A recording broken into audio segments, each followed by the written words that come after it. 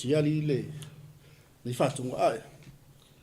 Ole matua ma nei ole pese sol. Ma nei o por pese. Koe ma ele pit. Ma ele pit ole pese hoi le Ele to. Ia ngai oi tangata. Leanga ole ata ole tato ole soifuanga ni tato te. E me se tonu fo le faurutanga. E mana umia le Nenga yo fa pe. Ele o to e mana o mia se fai le mu ma se ma se fa ni se ngese ma tu langa fa penga. Ia walanga i fo e tanga te fa penga la ko mi tonu fa o tang. E fai le mu ma fa ni se ngese a fonga le fingo o me ala o le taimi o kara kaimi. O kala kaimi o kaunga, o kaunga whakape kope. O e vele melenga mo i lota malona aing.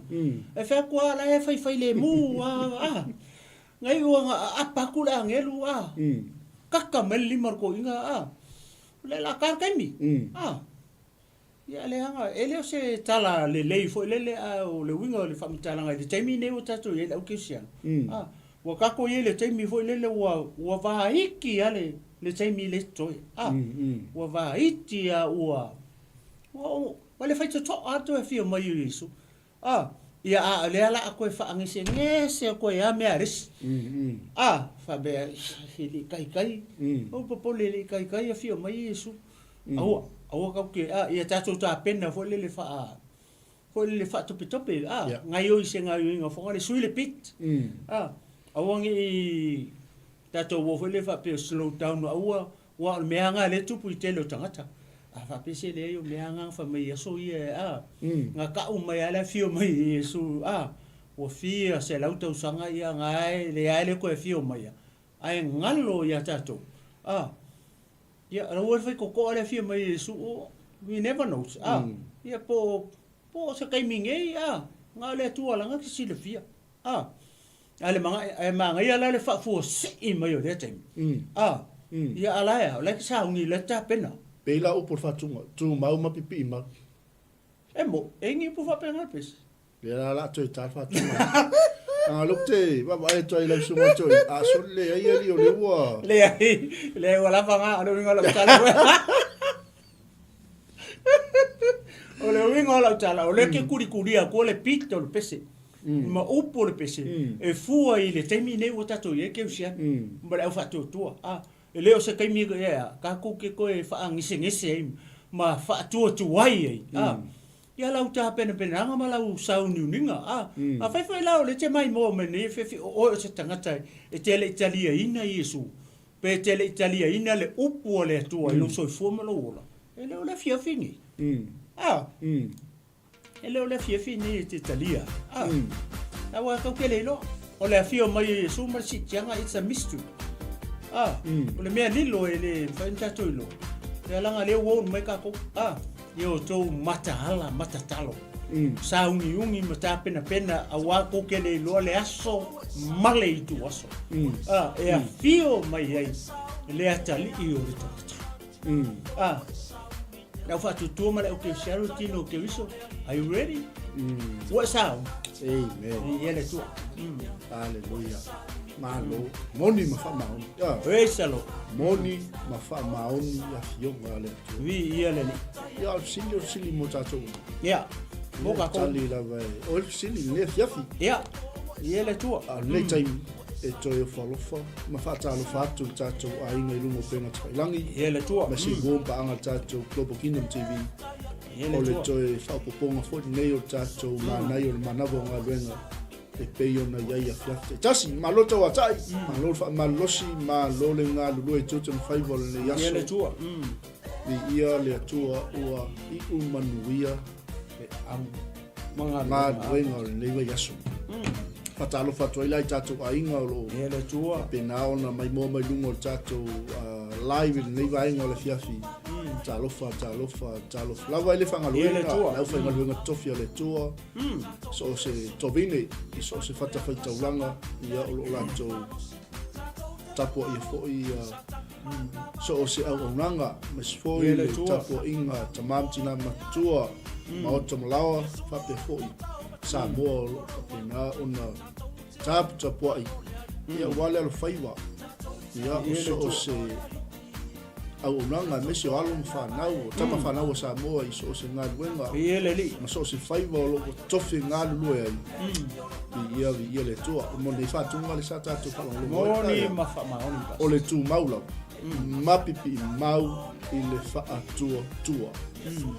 ia le fai whangaloina tātou sponsors, tātou UP Group Money Transfer, sunga le pule, ia matale ma le tua, ia tō susulu, whape fōi le tātou Prince of Peace, sunga le whawhengainga ia tila le ma whatua ia Wailoa. Ia le tua. Ia whape fōi le tautua ma le unanga le tātou Provotank, ma le sunga ia Sam, ma le team, mai manukau. Ia le ri. Ia awale wa ainga o tātou sā, whape fōi le sunga le ule ia luka, ma le whatua ia Fulima, ma tātou unanga le Serve with Love Catering. Na mia se keita mo lo whakaiponga, o spanau, ma liu, ma soo se wha lave ia o loo ia ile tautua tātou Serve with Love, au na ma le alufa, pas mana ia. A talofa atu fo i lea fiafi tātou ministry, le leinga mo tangata uma, sunga whawhengainga ia wai, Susala, mai le tātou nanga i Brisbane, o tātou station i Brisbane. Ia whape fo i sunga whawhengainga ia Timothy Williams, ma tātou au nanga le Alia Tours, ia wā tātou malanga mo Israelu. Patalofa atu fo i lewa ingo le fiafi i le tātou Superb Kitchen. Sunga te mai tai o ia tala mai tātou nanga Superb Kitchen. Na o mia se au nanga o nei au nanga. Ia ua lava so o se whalawilave. Ia o lo iaila tau o lo whamea lo whaina i le atu i le fo i matata.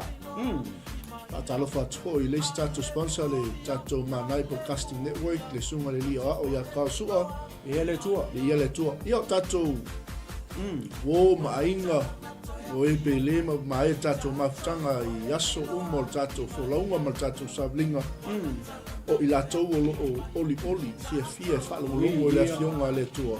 Le tua. Tālo whātou ne fiaf. Ia, lau sunga le tinu. Salo ne fiafi ia o whaminatu masanga le tātou nanga. Tautuana, ia no saunga le mu, lo te whaiatu i lo mota ma lo lawa liwa ingo le fiafi. Whai malia i lungo le ala. Tautuana le sao whatulanga inga. Ia mes foi o tu la fono i lungo le ala, ina ia saunga le mu i tātou, au al whanatinati. Ia whai malia i lo sa i lungo le ala, o no le taimpisi nei o le whai ingo le fiafi. Ia ia tu i mota ma lawa. Amen. Ele whangaloina i lātou o lo whiangai mga luenga le vaenga le fiafi.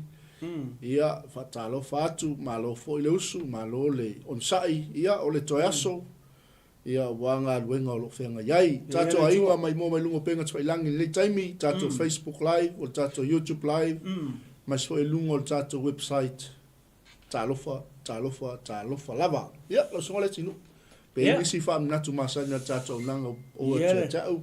Le tua ne tu la le fiafi ia le ai na o sina to e fono fa pi e tu la fo e fa manatu tu ia tu la uma pe ona masani ona fa manatu tu fo i le global ia man ne fo i o nanga ia fiafi tas ia ile taimi fo ile fa tu ele por kala men ne o le mana i o mana va nga wenga ia e ta u tele ia o se tau mafutanga fo ile fa le nganga mo o ile o e mana va mai fe au manga wenga Alleluia. A faila o le te i lungo o le ala o e ngā lala i fo ile i le tu fa le nganga po ia e mise fo ia wa mantu o le tu fa le nganga le ma te fa so atu ai ia o le tu ia fo ile le tino ia ono sai alu fai malielo sa e te alu atu ia lawa umanga ka penga mai mam ia le ia ele sua fo ne fiafi se tau mafutanga ia e tali ei o tama portina fo ile o mana va tu ne fiafi ia e tautua na ma oi ia o lo saunga le mu a fa manatu tu fo ile o nanga lo anga ia tu mauto malawa ne fiafi ia o le tau mafutanga fa le nganga ni mana vo o ngalwenga le fiafi ia mo oi ia o le tu ia fa le nganga ia le fa tali meti na o le ainga ia portama fo pe fa o tina le te usu fanua ia ma tau nu o tali sua fai tamai foi le ka ngalu ia fangua ai malolo amen ole ora nga le tua na mai o tamai ia lu fanua ia tina ia no na ia tofina mai le tua le ora nga mai le tua ia o ia no fu fale amen fai manga luenga ia ma tulo ia ma fa na foi tangata matama o me alo fa le tua ia ne fia ia o toe fa manatu na pe on sauno atu pasta ia tautua na ma ore ni saunga le munu le ala le ngata o saunga le mu lo lava soifua ia o le sio uso na hete le ke lua ko lua lunga la wala le si tangata ngai lunga la wala ke le masangi pe ke masangi ia so sto inga tangata o le sainga o le inkia o le ko lea o lea inkia ia inkia langa i fekanga inkia lunga le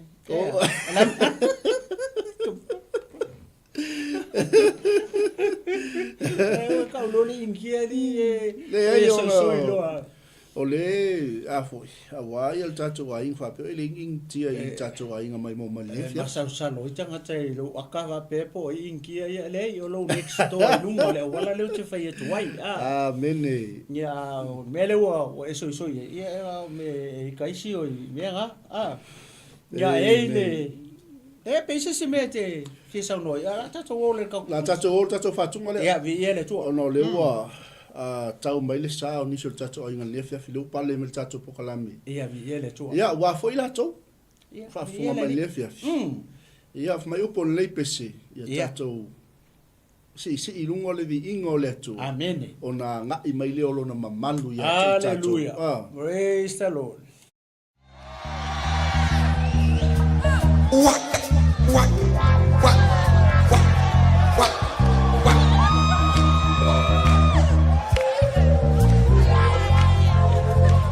Are you there? Praise His word. Lift him up, Papa. Say yeah. Say yeah.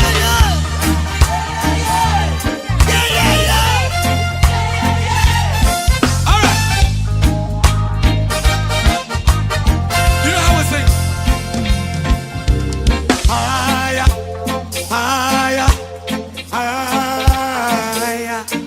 When the praises go up, His glory. Everybody. Higher.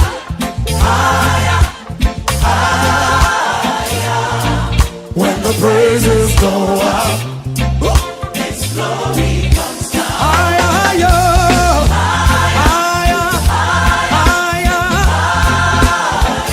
When the praises go up, His glory comes down. We lift you higher.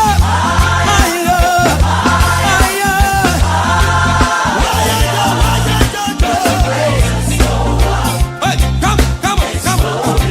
We lift you higher.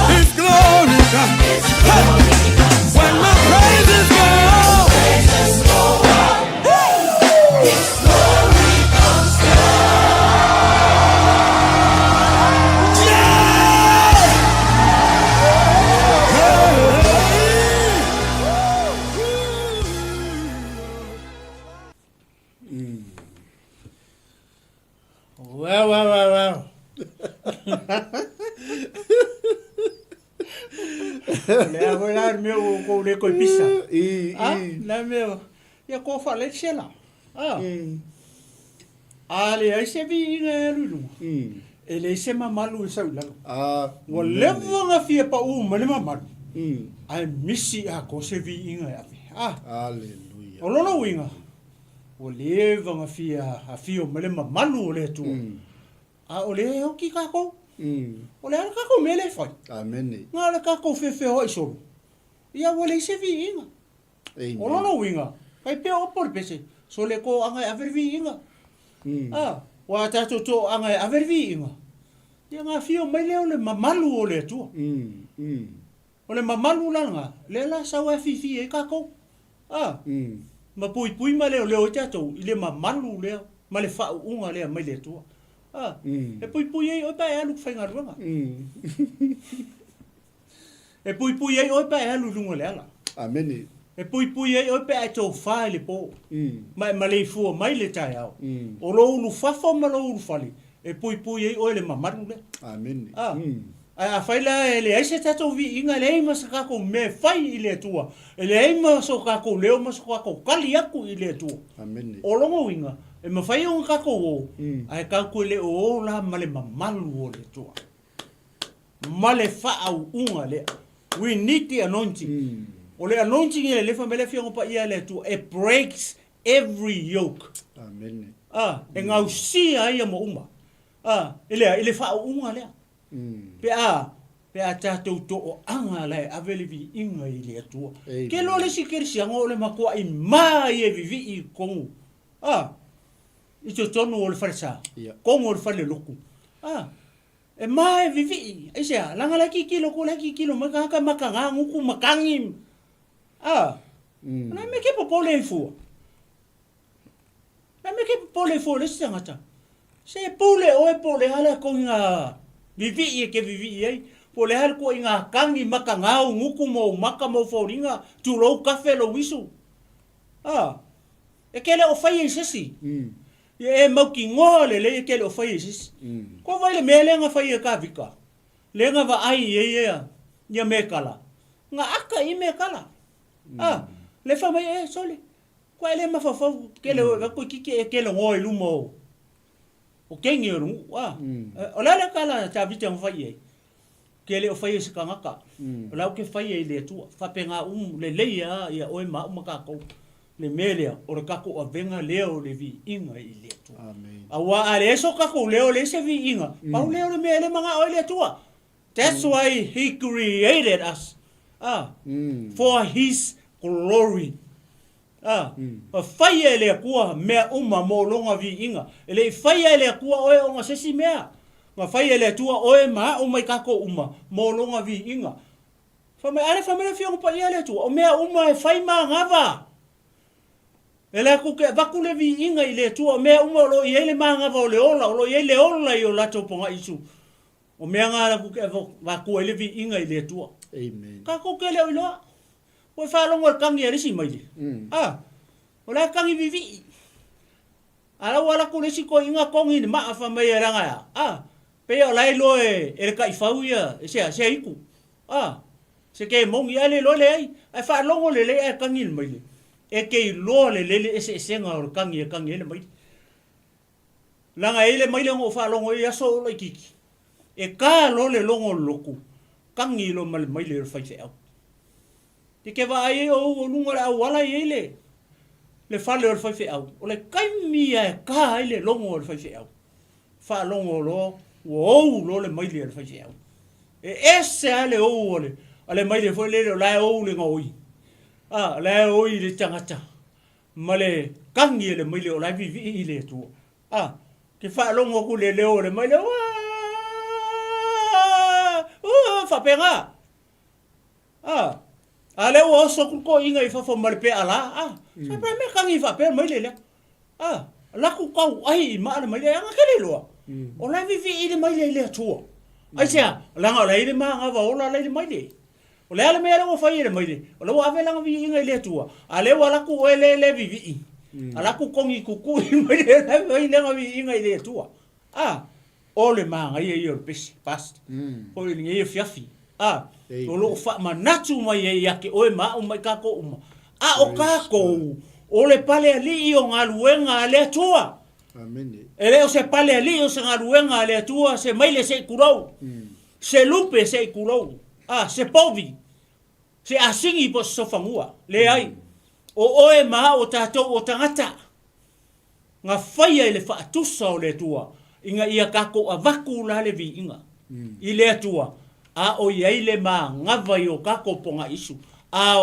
o ia te i tātou le mea ka o le ola o kako wola la i le kaimini ngai ma e soifua ma o wola ma o kako ma ngava le ma ngava ola le nga ma ngava mai e le tua le urua i tangata le ke ma ngava i mo ma ngava i o le ar kako me fai le fiafingi o le ar kako me fai le pongi o le ar kako me fai kai au pe au ria pe amalama e le taia o le ala e loa alu loa le ai o le pale ali o le pale ali o ngalu wenga le tua nga fai e kako le fa kusa o le tua inga ia folinga i kako le tua o le fina ngalo le tua ia kako vakusongo vi inga o nga alea o nga li lingi mai lo lewa o fa manguyanga ia male malu leo le tua e ufi ai o ufi ai ufi e ka ko ilo tato ulu fafo mara tato ulu fale ia pe o sa le ko fa popo pasta i le pese le wata amata amen si me se le wa mai le tua e lo ma fa well fa mangaku mer ka le ka kala ka ngo vi amen haleluya pasta ia sa mol mai o tatou fatunga mulmuli nei ta pena lo loto ta pena lo nganga ta wal tatou manai o mana vonga luenga ore salo ia le tu file mu e foi le fiafi ia ona tatou malolo e foi le nga luenga fai o neve ia so me le fatunga ia pupula o tatou mata fale nganga ta pena ilo loto mlo nganga lori ia le pole tu tatou taliu mai ile fa o wina o tatou manai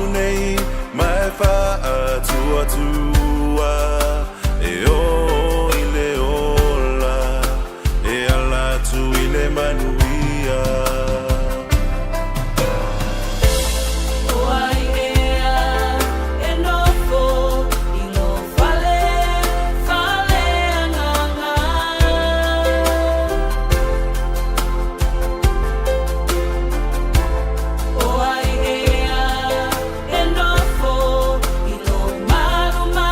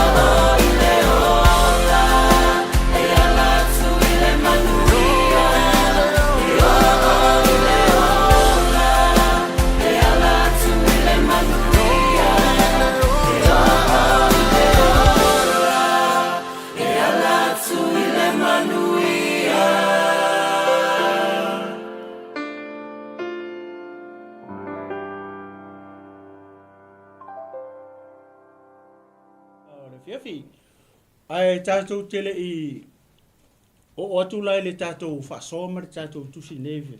E toi fia whaatalofa atua ia le sunga ia pasta whatu rewa atasi mai lunga le tātou porkalame neve.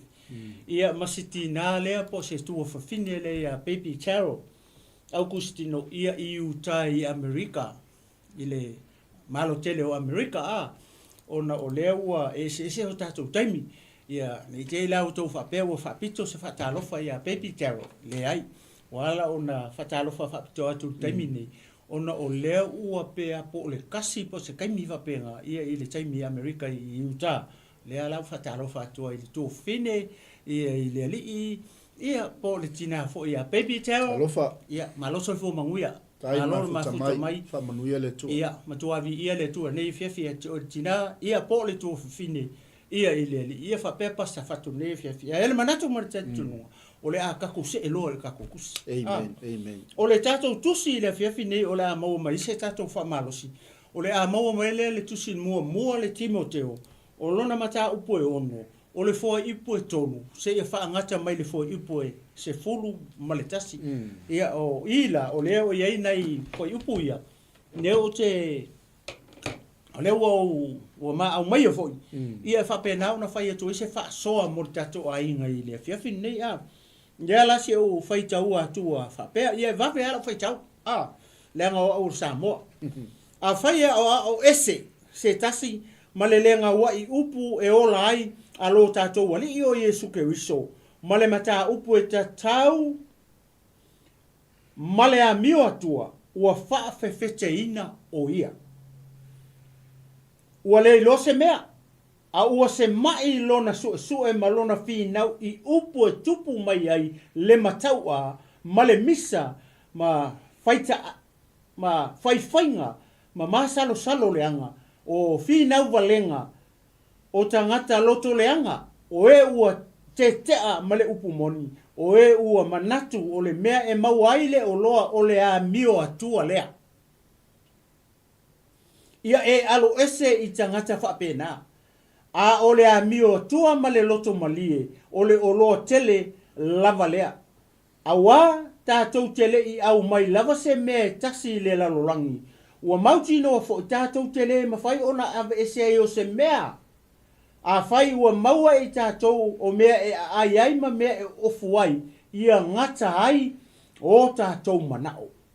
A o e manao I le fia mau oa, e maua I lātou I le whaao so songa. Male mai le matu ina nau e tele e valea ai male anga ai o meye ngoto ai tangata I le whawhanonga male malaia awa o le manao I tupe o le pongai lea o mea leanga uma ua mana na o tele I ai nisi o na se ai lava lea o ilatou I le upu o le whaatua ua tu ia ai ua ati ilatou e ilatou I pua ngā e tele.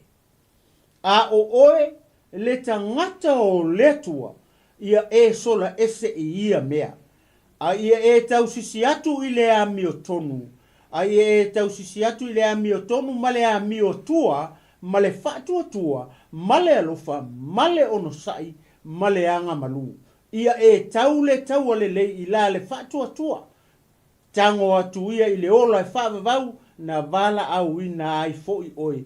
Ma ua e tau tino atu ile I e to tele o te whai atu lava ia te o I luma o le atua o le whaola I mea uma I luma fo I o Keriso o Yesu o le na moli mau I le tau tinonga le lei ia pono tio Pilato ia e ta ofi le lei pola inga ma le lei po nama ia le matau lenga ina se ia o atu I le aso e whaali mai ai no tātou ali o Yesu Keriso. Sa moa lewa e whaalongo iai. O le tusi lea. Ale aposkolo Paulo. E le I avese e kalesia. O le tusi e Paulo. Na ave sa o e Paulo le kusi lea. I lona hatali I whaalea nganga o Timoteo. E leo wha matala mai la ele tusi. Whapea a meo le tusi na ave kaipe o tusi na ave tele o e kalesia. Sa ave Korinito, sa ave Filipi, sa ave Kolose. A le kusi lea. Na ave le tangata e toa tasi. O ai le tangata le na ave le tusi lea. Na ave ia Timoteo. O Timoteo, o le atali i wha le anganga o le aposkolo. Amen. O le atali i o le aposkolo.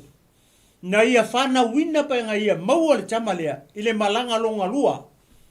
I longa lava nguu le nguu o Timoteo. Le nguu le ka o lusa ma teipe. O inga maua e le aposkolo le kama le po le tala voulia.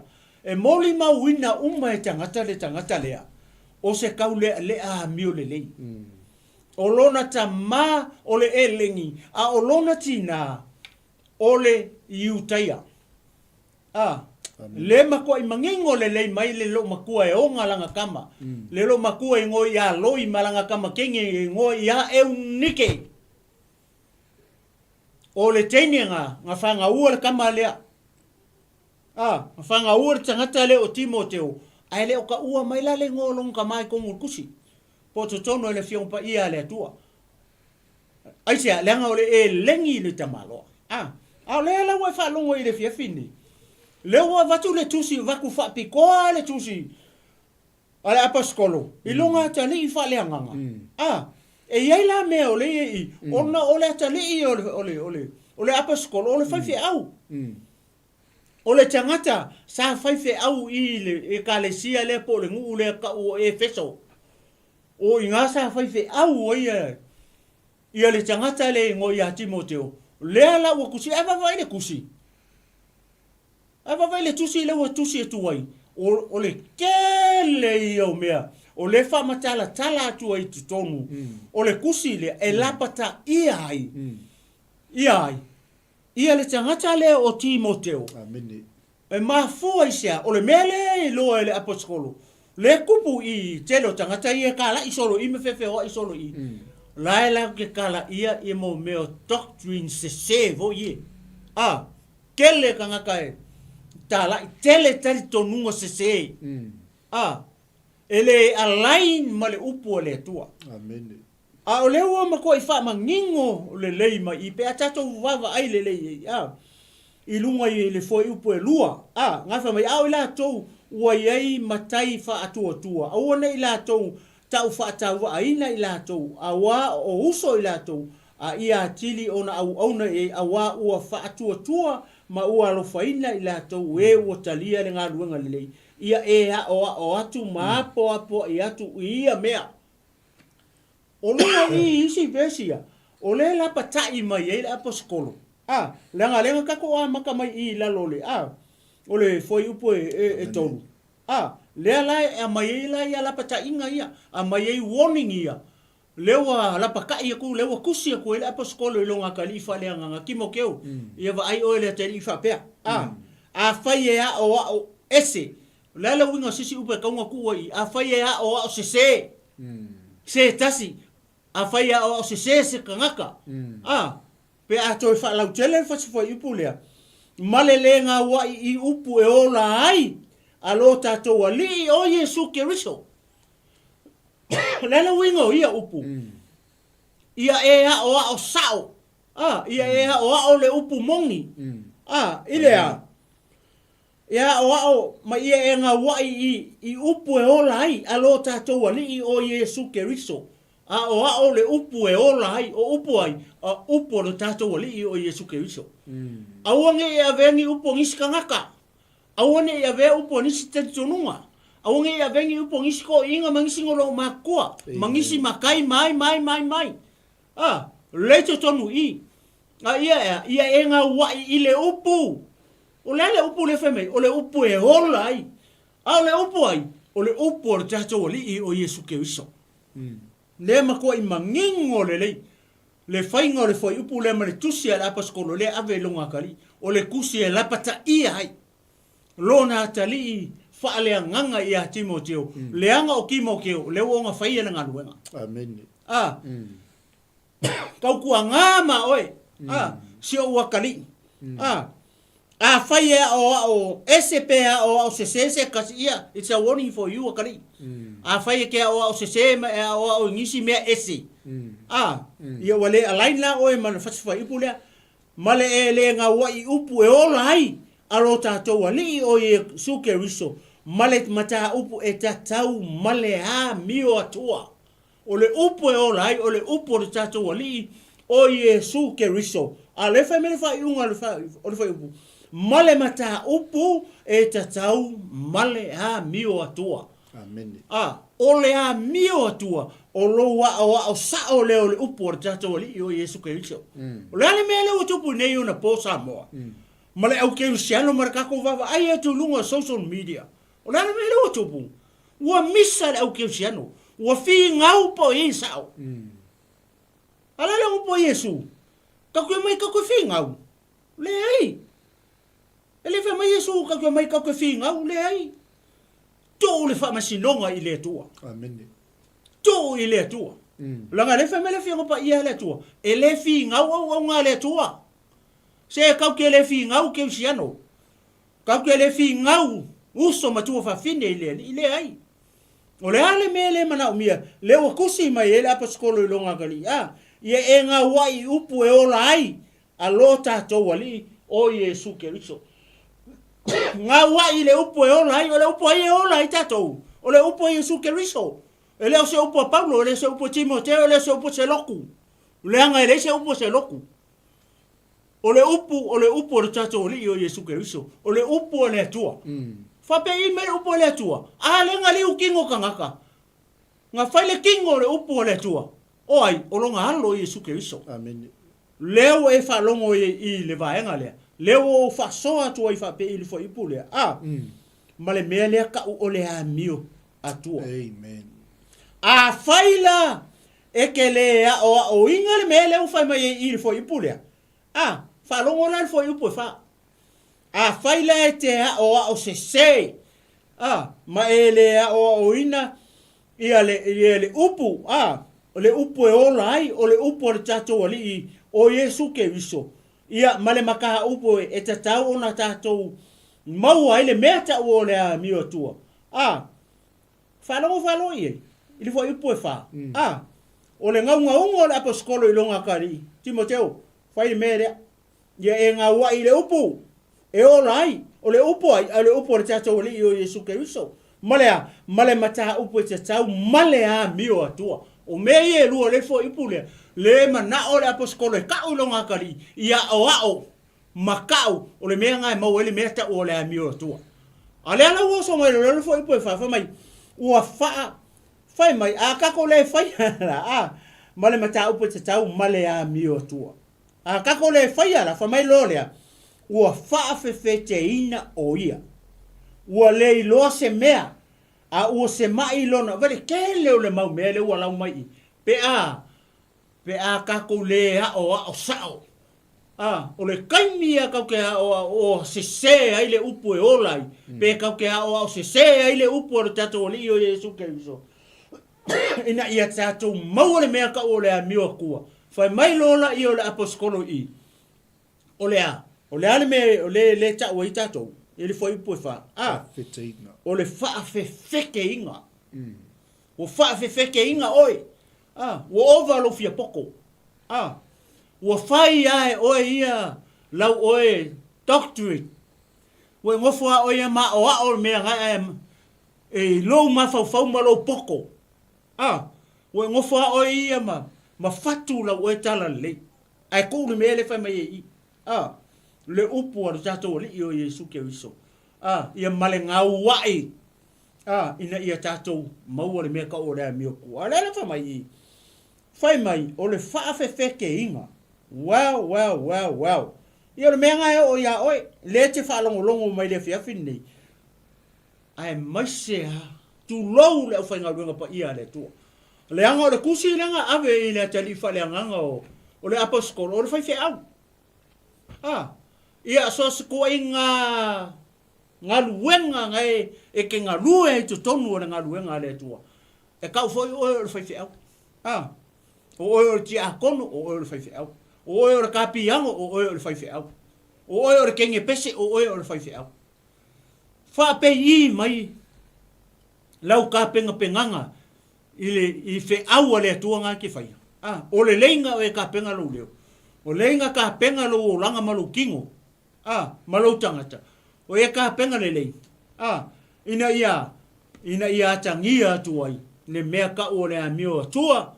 I le au nga o le whaife au o le tua. Mare ka ngaka lenga lua i tono ngā luenga le tua.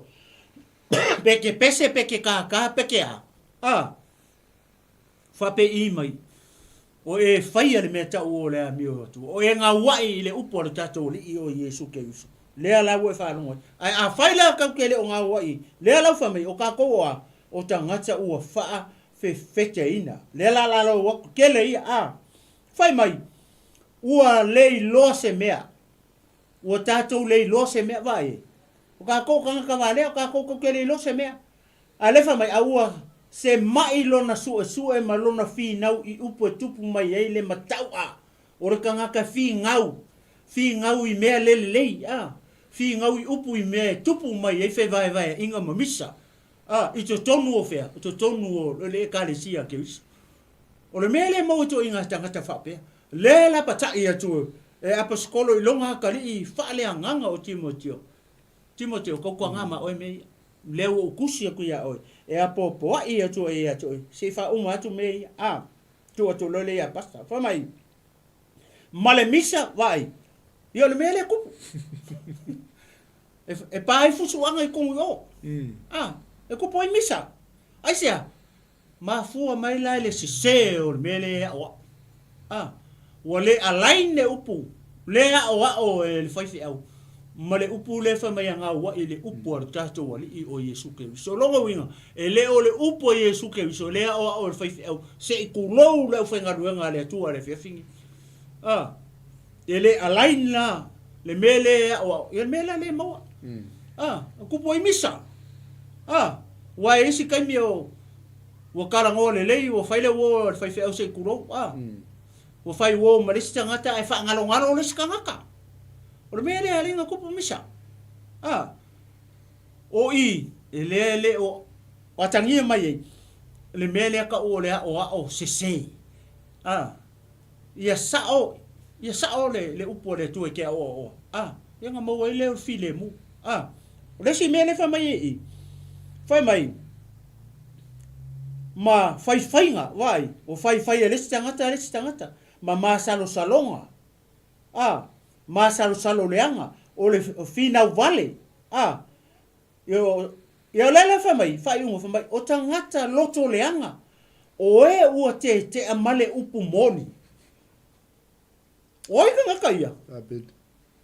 O lai mo whape i tangata ia. O ngā wa ke amale upu mongi. E mafua mai lari tangata leanga ke oa. A whai o lea o e Timoteo le e kalesia i mea. Le o kupu i mea. O longa winga. E le o alaine me leanga ke oa. E le o kukusa ma le upu moni. Mela le o kupu i misa ma kaua ma vai inga ma mea e kupu i. Ma loko leanga ma mea e kupu i kongo le kalesia. O ngā o lea. Leanga e le o le upu moni le upu lea o e Timoteo. Se kala whakai leo ke whai akua. Leanga o kusi le ave le kali i o la paskolo. E wona ia le. Pe lapata ia i le tali i whaale nganga o le whaife au. Inga ia o sao. O le upu moni. O le upu ala tato o li i o Yesu ke uso. Lea lau o whaalo whamai. O e ua te amale upu moni. O e ua manatu. O le mea e mauaile o loa. O le a mio tua le. Maka ukia i o le mea le woso mai i. Whamai o e ua te amale upu moni. A le whakoi oso mai lalo. O e ua te amale upu moni. O e ua manatu. O le mea e mauaile o loa. O le a mio atua le. Waila i whai keke la i oi. O e pe a whai turou. Pe a whai o e o se whai whi au. Pa a whai o e o se lida. I e whai keke i lea o onga le upo le atua. Po e o le upu mongi. Po o alain le upo le atua ngai ke o kokongo le kalesia. Ake wiso. Ma le mea le whai mai e le upo le atua. Le wala pakai e kua i e la paskolo i longa kali. O Timoteo, whamai. O e ua te amale upu moni. Ai koe oso mai fo i lalo. O e ua manatu. O le atua lea. O le a mio atua e maua ai le o loa. o le a mio tua va e ala nga o isi e fai nga ruenga le tua o le manga o le mela o le mele manga o kero nga se o manga o le oroa o mana o le tamao a hinga o manga o le oloa ma le kamao a hinga a fa mai lako e maua meanga i le mele ka o le a mio tua e sa o e maua le oloa i le a mio tua e vai e mele kupui oi ka nga kai o te amale upu mon o ila ko wanga le ko fa mer fa upu ila o te male upu moni o o manatu o le a mio atua lea e maua ai lea e maua ai le oloa maua ai le oloa o le a mio atua lea o vana makau kia o ia mea lea lawa koe fa manatu mai ale fa unga fa upu e rima fo mai apa skolo o elo wa kali Timoteo ia e alo ese itangata fa penga o itangata ia o kanga kai fa pela ko ia ai o le amio ku e kele o lo ia komu ia ele se awala ele tusa male upo le tua pe o nga ko kele au na le tua matangata fia o e fai au o ngore mere ka o le oloa e mana na o i tangata au se upu le nganga o le kangaka le mai le oloa woi ka fio lai le wala ku sa onga ia o le ka ko kaulanga ka iafi kilo kunga ele ai masisi o le ainga fenga luenga le wa sauia wale fai le loto mali pe ona o mai pe upu o le apostolo Paulo le ka fai ia konito e fai male loko mali o le taulanga e fai male loko mali e fai le meo e mafai awangi e fai fa akawa nga winga awangi e fai fa kusa fai ke ofisa ma eloia fai according to le standard la ye loko kongi la earning ai mafai le fai fa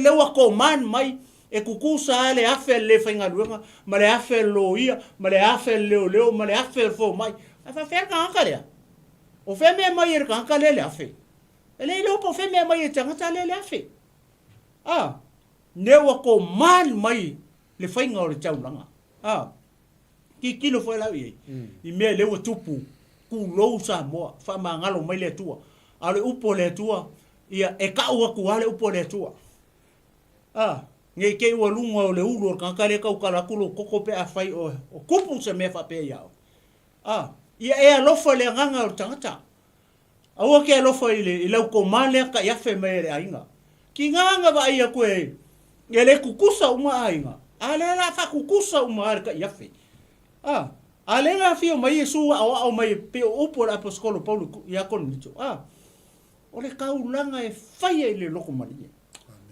au le fai e fa kusa au le fai e fa kawa ngau fai lo loko maria o le ale me o e affordinga fai ma lo loko maria o nga mu le mea nga ke fai ai baba ai ia mio tamai le ka mai il fo yupu le lima fai mai o e ua manatu o le me mau ai le o loa o le me mau ai le o loa o le a mio atua lea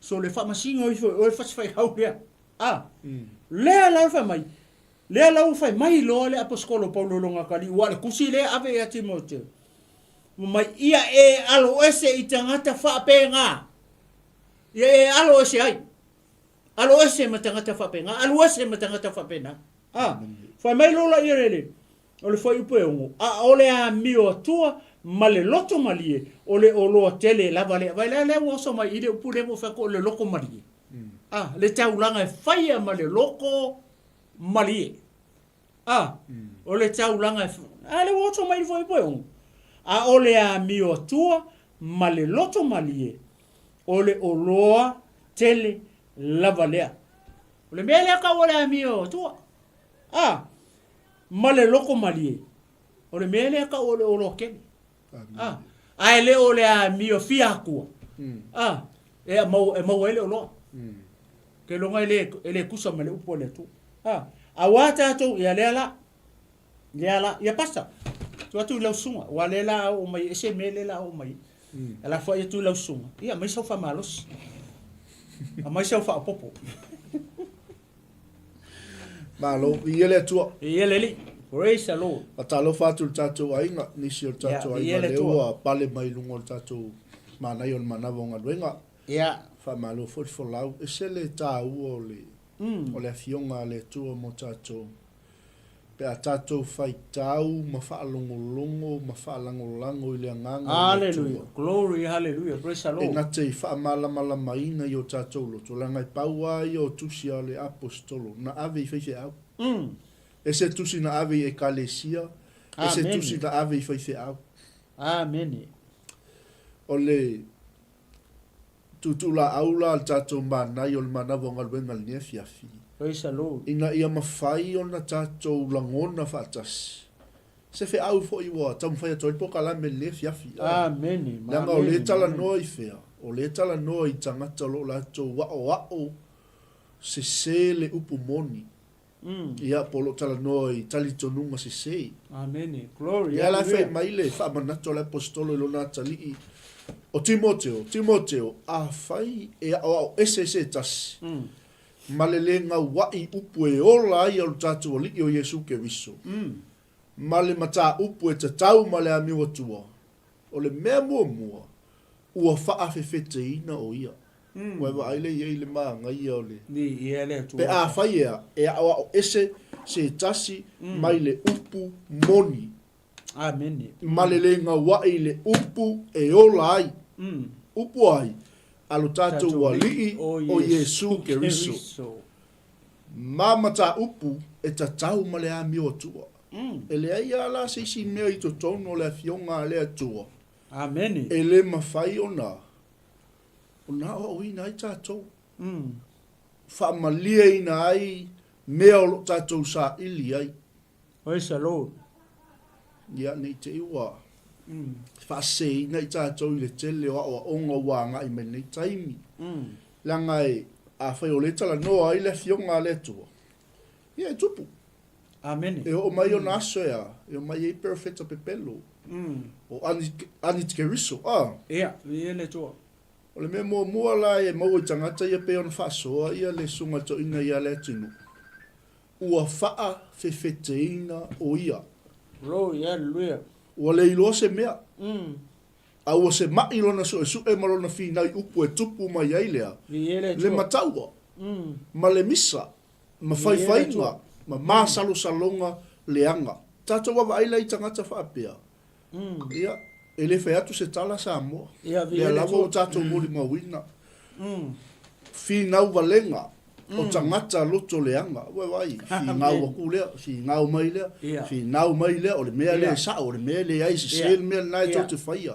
ele tua ele pe pelo ala le upo le tua o e ua te amalea ma le upu moni amen ia tu lo sa mola fa fonga ne fiasi ele ngi ma upu malsunga to ina ya le tinu o upo le fionga le tua ia le tua me mo a fai ese tas malelenga wai upu e ola i o tato li o Yesu ke riso male mata upu e tatau male ai mi o tua ua faa fefeteina o ia o kaselisi ua le ilo se mea fa penga ia la o ke ia me la fai ale la fa no valea ala ngale tala no le upo o se ma vai o se ma i lona so subi malona fi naui upu e tupu mai ai le mataua fi ngaunga mama sing o mea mala le fi nau nei toina tangata fa apele o esele upu monia le tu amen ko i ma ia sa kiuso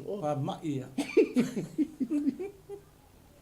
fa pe ia la sa o le lo mato ma ia ko ma ia ma loko ia le li o se ma i lona so e malona fi nau i upu e tupu mai ai le mataua o le misa ma faifainga ma salo salonga leanga o fi nau valenga o tangata loto leanga o e ua te amale upu moni ne ala fai mai lo le mele sa tau tala tatu pokala me ne fiafi o e ua manatu o le me mau ile oloa o le ami o tua lea.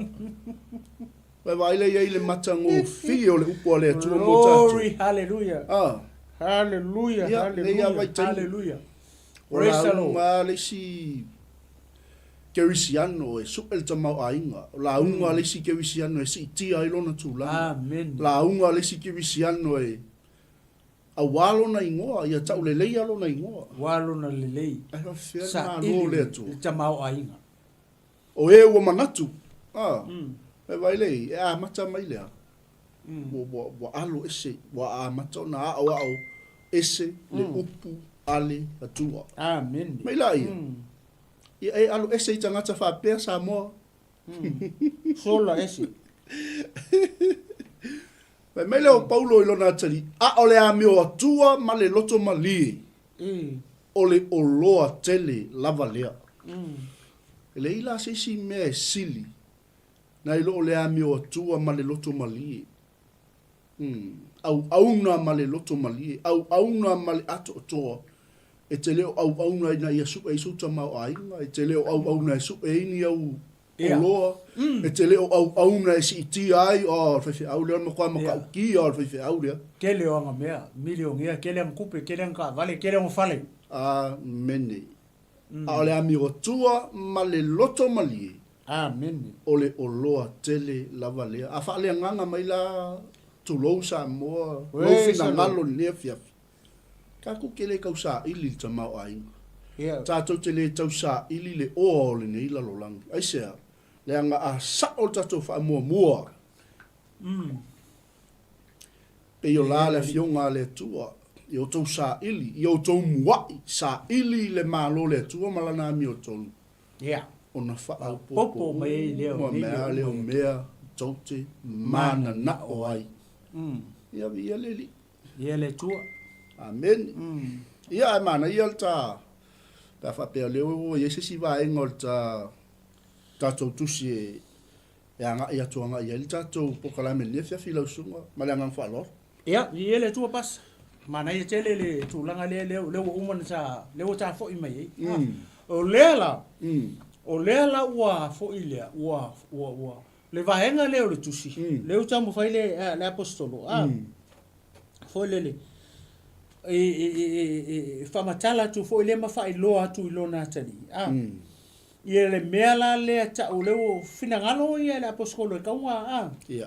Ngalu ese ia awangi whakasi magangaka ia. Wamai ia e alo ese i tangata whapea. Ia la ua umana ta umai male mele ta o le a mio tua ma le loto mali. O le oloa tele mea ia. A le oloa le manga o ile o li ia. O le oloa wharekingo. Amen. A lea lau whamai lola whai po fitu whasolo lau. A wā tātou tele au mai lava se mea tasi i le laro. Ua mauti ni o whai tātou tele e mawhai o na ave se se mea. O longo wina kimo keo. E le aia ma se singa sama se mea laro rangi. Why you worry about the material things? Why you worry about money and mea uma ia le manga o ikelo. O le awali ia o se se. Ma le awali ia whaife au se kulo. E peke pole fua. Kau kele iu mai ele ia se singa sama se mea. Amen. O mai fola le taimi kau koe oi. Ele ia ma se sianu ma se mea. Ai sea, langa ka koe iu mai ma se mea. O mea umai, o mea le akua. Praise the Lord. Pe ole whaala velave nga ole tūlanga. Fo ile mea le tupu nei i. Dia la wa longo atu la e apostolo i longa kali. Famai fai ua maua e tātou o mea e ai ma mea e ofu ai. Ia ngata ai o tō mana o kimo keo. Ua mau se meke ai ma e ingu ai ma e ofu ai ma e ngofo ai. Ua ngaka i ngā, ua lava i ngā. Be content. Amen. Ia ngata i nā lo mga o sia. Sian mea ua kaunga ngaka i lo mga o san. Lea ngai kere i sau mo se mea. E foi lá que me coi algo isan, que me que e que le algo se mea, asia, la que le sa mo se mea. A foi lá o e mo se me que ai ma e un oi ma ofu oi. Nga kai la lo manga. Oi onga me ia le ai ma ofu. Ma e un oi ma ofu. O me le kua. Amen. O me le tua. Le la se me que polo foi me lo lang. Ia le tua. Ya o foi fi au. Ia que le ia nganga na lo le toi. Praise the Lord. ia pe o se vaenga nga pasa foi lele lewa leo tama fai foi lele e tau fa matala tu foi lele ile le vaenga le foi lele ile I manga ia le fa manatu mai ale aposkolo foi lele lona tali I fa le nganga o nga kai no manga lelo ko elo fa mai o e manga nga o kupi o kama ia ngale mane ya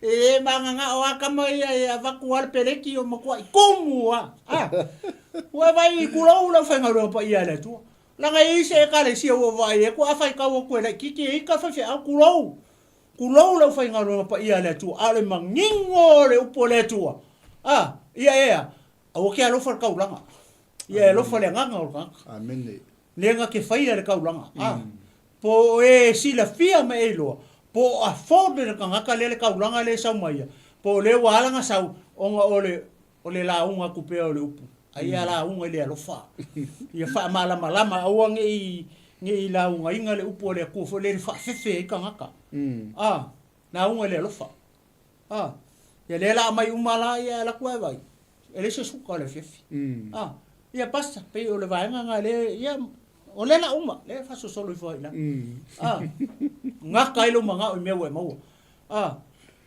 ole manga ole kupi ole amakanga nga me le nga uma le la fa la sa la fa malau lau mai la fa mai o ko kele o isi o le au fa ko wala ve ai me ia o fa ho so inga ile au fa ko le me le me mo manga o kupi ole mane la va ai le fa ko le ka kala I o le wali ia o wali ia o pusese ai kulo amen o la fenga luenga le tua le won mai la poskolo longa kali ki mo keo se o kali foi o le menga o ya o pa ele fa ka fa le me le kala ngo ko ai lo ta ma fa le nganga ia ki amen ia lo fa ka ngaka ia mai fa longo au mo se me ai mo se lava mo se me ke ngo foi ia vi ia le tu ia ngaka I lo manga o inga wa lo manga o kele nge fa au so inga o ia ma pa u lo I isi me le fa ma lau mai la lo I ngo mana na o tele ai nisi ona se ai lava le o I la to ile upo le fa ko o vai o se ai tanga tai le upo le fa ko ma fo ma sia o le manga o kele le mele manga ke le chelo tangata ole mane la ole kupe la ta no fa ya samo ma e upo le tu le fefingi mo amen ke le kanga ko se le upo fa ko ku o ngole fa ngar kama le mane le mele o tu li tangata material things they are looking for blessings fa manguyanga le kingo le lalonge ai le ova ai inga ia mangu malo inga le nganga le mo fe mo le malo le tu wa ma wa ile fe ku lo pale pa mangu malo inga sanga ale angar ke le o le kauranga sa mo nganga le ai ka lo fe le nganga le amen e nga ke mo le o le fa va pele ai male malo le tu ia vi ele tu ai le fa so solo mai la pa mai ua tu ia ai ua ati la to e la to I po ngai tele vai wa ui kele o poponga ma fo mai le mele o le manga o kele o le manga o kupe le wa kuia wa haki le la fa uma ku pasta mai oe le tangata o le tua oi o le fai paulo no ngakari ki mo keo oe le tangata o le tua fa longo mai oi ia e sola ese ia mea e tau sisi atu I le ami o tonu o le ami o tua ma le fatua ma le alofa ma le ono sai ma le anga malu sau elo mafu o le anga pa ia sola ese mea nga ia e kau sisi mea ia le ngala mulmuri ko ni o e kau sisi mea ia po e kau sisi vo le vai I la pereki o e tau sisi tupe ia ve ia le tua pasta ia le o fangata mai I la lo I vanga le pe ona vi ia le tua nei fefi it's a warning se la for pata all of ina us mo tato vi ia le tua ia ma lo fa so o le lava Let the word of God speak for itself. Ia vi ele tu. Ole lau nei o na o se mea whinga luenga i whaunga le tua. A ole upu aia le tua. Ole upu e whaatau maai o nei tu. Ole o pelu e whaatau maai o nei tu. Ila vea i foi au le tau talatu. Ka ua umaka ke la vea. Tato uma, ameni. Ese le moni o afionga le tua. O le tele i o le sona ma awa onga e mawhai ona. Mawai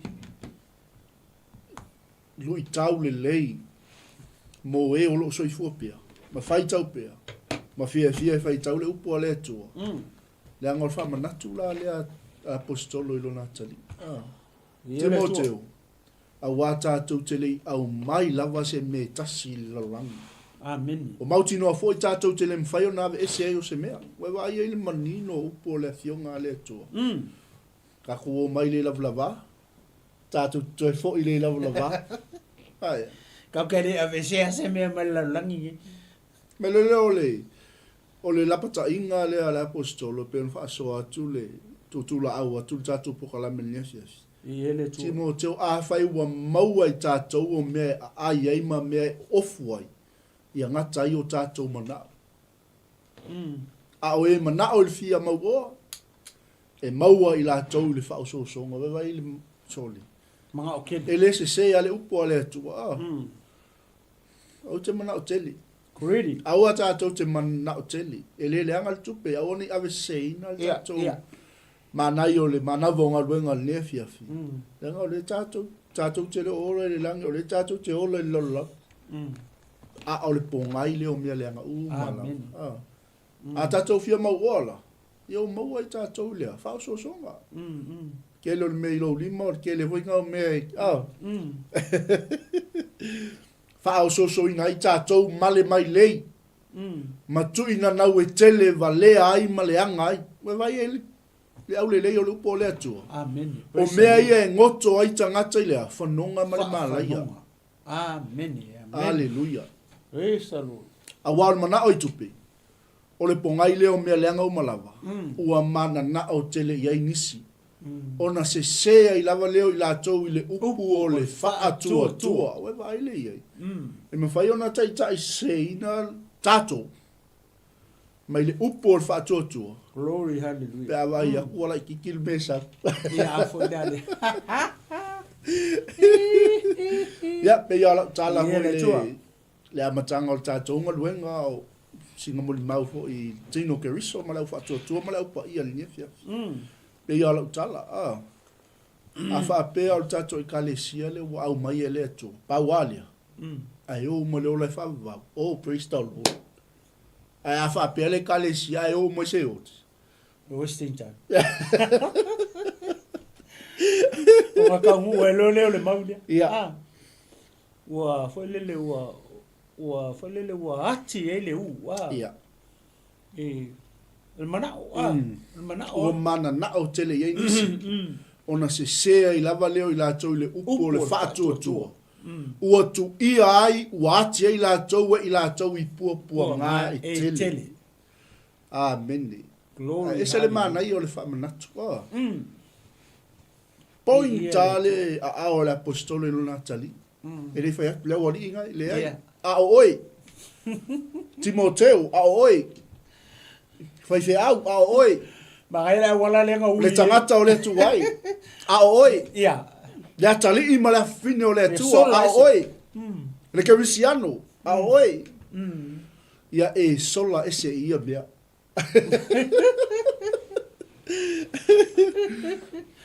A ia e tau sisi atu le ami o tonu. Wewa ai le au le lei o le fionga le tua. Amen. Ma le ami o tua. Le alofa. Ma le whaatua tua. Ma le alofa. Ma le ono sai. Ma le anga malu. Pau ai o mea i e nau o i le tua mo tātou. Amen. Kako ke ngau ngau i. O le nilo langi. Amen. Mai le leo le. Tala le fionga le tua. Le apostolo lo natali. Ia e tau le tau o le lei la whaatua tua Timoteo. Hallelujah. Tango atu ia i le ola whavau. Na wala awina ai fo i oi. Ma ua e tau tino atu le tau tinonga le lei luma o moli mau e toa tele. Glory, hallelujah. Telo e kerisiano, sa mole atu nu pele, ia e mana tua le vala au o vala auina ai oi. Amen. Glory, hallelujah. Mana ior wha mnatua le whiunga le tu mo tātou nefiafi. Amen. Ai le ia o mai la le asia singa le oti a te tātou. Hallelujah. O lewa nga e opo mawinga lo wola e whapapau. Pe a whai e te manatua lo wala awina. Amen. Ma e tau tino atu le tau tinonga le lei luma o moli mau e toa tele. Amen. Praise the Lord. Amen. Be content. Ngata o tātou manao i mea o tātou maua. Ngata i lomana. Ma leo le whai langalinga ngata tātou whai tau whai upa sumat whaa. Ma leo la i o le wha umanga o le tātou whamalo si lefias. A o te whai atu lava i atu o i luma o le atua. Amen. O le whaola i mea uma i luma fo i o ke riso Yesu. Tala lea Paulo lo Natali. O le na moli mau le tau tinonga le lei ai. Pontio Pilato. Ma wha mna tō Paul Timoteo. A o te whai atu lava i ate oe. I luma o le sila whanga le atua. O le whaola i mea uma. I luma fo i o ke riso Yesu. Wawai i la ia Yesu le au. Tau matau o lona tamā. O le na moli mau le tau tinonga le leia Pontio Pilato. Ia e tā ofi le nei polo inga ma le leipona. Ma ia le matau le angaina. Se ia o atu i le whaali mai o le tātou waliki o Yesu Keriso. Kasi lea mau o le toia fio mai. Tātou waliki o Yesu Keriso. Hallelujah. Sa moa, a wha Yesu se le talitonu le toia fio mai o le tātou waliki o Yesu Keriso. Le si lea wha mauninga. Se ia o atu i le whaali mai o lo tātou waliki o Yesu Keriso. Ai le wha popoi via le tua nefia. Manino a fiunga le tua ai. Ele tua. Amene, ele fa pe mai Paulo Timoteo te fai aki ati o i luma o e pawhara. I luma o tuiko. I luma o Mareko Manuka. Mareko Matema. O te fai atu lava i ate o i luma o le atua. O le whaola i mea uma. I luma fo i o ai. Yesu Keriso. O le na moli mau le tau tinonga le leia Pontio Pilato. Hallelujah. Ia e tā ofi nei polo inga ma le pona. Amen. Ma ia le matau lea ngaina. Se ia o orai le aso lea. Le aso lea. Whaali mai ai lo tātou o liki o Yesu Keriso. Glory. Si iti atu la na ekalesia. Amen. Pai pai. A whaila e o me le aso lea. Ai te le italia Yesu e whai mali ima whaola. Hallelujah. O le a pupula o mata. I le toi fili e whaumtia o le oti. Nga tala tuspa ia. Toi paua leo le fili e le whaumtia o le oti. Yeah. Ai a whaila i te le talia Yesu e whai mali ima whaola i le wolanga. Yeah. E te waaila i le oti. Te me whaumtia. Amen. Iele. Ia malanga whaalo alo le tino. Ia, iele tua mātango fie na wā. E mana tu mare te taitu nunga. Ia o le awhangata mai i tātou polo kalama i fiafi. E le te talo, ia arofangi e le anganga o le tua. E se mea ua le atoa le mawhasoa ne fiafi nei. Ia anga le anganga o le tua na te wha atoa atula na upu i o tō whina ngano ma ato. Amen. Hallelujah. Au leo se mea ua mwhai o na o i ele ma tala noa. I nei fiafi. Ia o se mea so anu mei fo le anganga pa i o le tua ia ma ua mate tufa atu ni. Amen. A o le tua, ma le ato atoa. E wha atoa atula e lona nganga pa. Amen. Ia i le nei fiafi. Ia i ate oe. Ia le tangata wha atu atu e nei fiafi. Au le temini. E masalo le a whangata mai i le tātou poro kalame nei fiafi. Ia e whai e whuila o masui. Po i lea o le Global Kingdom TV channel. Ia me se whai sunga li whatonu Pastor Maika Pūreta. Ia e me se whai nei au unanga. E mo moli e tuelo mātou nganga whaaftai tele. Ia i le au keusiano ma le au whatutua le tino kewiso le au paia ma le au pele. Ia oso matua whaafine i le li i nei fiafi. Ia ma le tātou mawhitanga mai le nei vai aso atoa. Mai le aso ngafua se i au lia mai le nei aso. Masalo peto e tasi peto e lua i a polkalame i e tutoe. le grupo ia ona malolo ai lea ia nei foi weekend ia o le foi se upu se tala o sala o le tauta mali i le tou whaafongafonga. Hallelujah. Ia e poto ale tautai. Amen. Ai se sela na tu iama. Praise God. Matou tali tonu ngā. O lau finangalo whale atua. O le a mangalo ai matou. Ia o ana au auna. Ia o se whamatalanga lea. Le nei tu lao le aso. Ia e whai ua tuai foi. Ia le tātou mafutanga nei e fiafi. Masalo pe to e tasil pokalame le toe. Ia whatoa nga ia tu i leiva. Ia le tātou pōkalame le ua whata oto nei mō aswaraili teita si pese moni manao. Ia whai toi fia mafuta mai le tūla e iwa nga i le sfululua. Ia mafuta mai nā nei tātou tā whao mai vai mai sau pese moni manao. Ia e te moni manao atu ai foi lea i sauo. Ia nisi o lu ainga. Ia pese moni manao pese o aso soifua aso whanau, ia o ni wha poiponga, ia po ni anniversary fo lea, ia o pese whaleanganga, te mori mana o atua i sauo, nisi o lu ainga i atunu mamao, ia po Samoa, ia o le atato wheloa, ila le tu la iwa, i fululua, ia o le taimina o le tato po kalame, ia o le taimina, ia o le tu la fitu, e moi, e mo mu atu le pokalame so fa fe ngai Chris Warren tato pokalame ia ona mul tawalunga ile tato pokalame le pese nga fa le nga pese molina ia le ta pena toile songa toina neima songa perfecta ia tosio male songa ile apostolo ia Joshua ia malanga fa lo ia o se fa matalanga le nei tu la le aso ia tato tele i malolo nei i tu lao nei por kalame ia le fai o to nei por kalame ia se mato fa matalanga na ia poto ata uta ia se sela na tu iama ia se foi ma se fale tonu se upo le tauta mali ia o lo fina ngalo fale tu ia le amanga lo i mato ia o na le tu ia nei temi ia tu atu le minute le pasta e te sauni ese talo pupo ia fa mai ai ta por kalame nei tu la le fiafi malenga lo pasta tele le sul nei fiafioi lava le tu fa fonga mai ma fa mai mo ma le fiafi tama ma tu fa longo ma tu fa tau lo tama talato ma tu loto le ma tu te fa lango alo tu ma le mana la upu le fiafi anga pa ia fa ato o le nga le tu le ato to al tanga o le pelu e fa tau ma ai o le fiafi o le talo le fa manuia i lau fa aleluia wa ile tu fa fonga mai ia se na onga i lo na loto ila to lo fe mai ma wenga le fiafi tama o la upu ma te o la le upu moni o la upu e tau a mio to nuina i ma glory hallelujah o la upu ma te mauai o le upu e o la fa va u tapena ina ma to le amio to si atu lima le fiafi le tu o lava le tua whaafonga mai nea fiafi. Whaamanuia le tua ainga. Samoa le atu no pele. Whaamanuia le tua so mato ainga le fiafi. Tu mau ia te ole vi inga o le whaamanu ma le whanetanga. Nei mas o mai o le whaavau lau. Amene. Amene. Amene. Ia manu ia tele ne weekend. Tātou whiwai. Ia i tātou pokalame tau lunga li ne fiafi. Ono Yesu. Amene. Amene.